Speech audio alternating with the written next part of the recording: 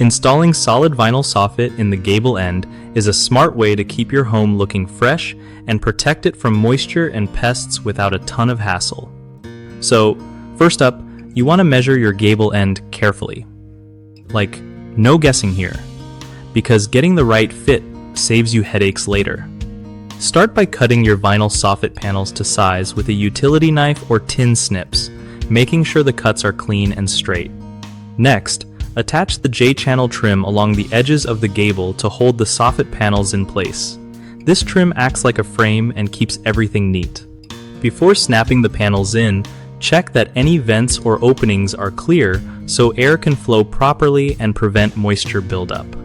When you install each panel, leave a little wiggle room for expansion because vinyl can expand and contract with temperature changes. Secure the panels with corrosion-resistant nails or screws, but don't hammer them in tight.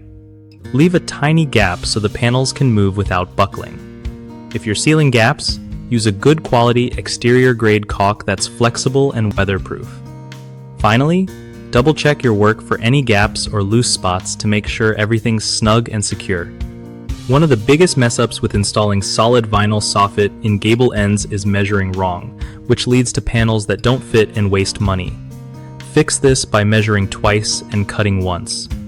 Another common problem is not leaving enough space for expansion. If you nail panels too tight, they might warp or crack, so always leave a bit of room for movement. And third, ignoring ventilation can cause serious issues like mold or wood rot behind the soffit. Make sure to install vents properly and keep airflow clear to avoid this. BigHomeProjects.com is a great spot if you want to find trusted local contractors who really know their stuff with vinyl soffit installation. Plus, if you're a contractor trying to score new jobs, BigHomeProjects.com helps connect you with homeowners looking for reliable pros just like you.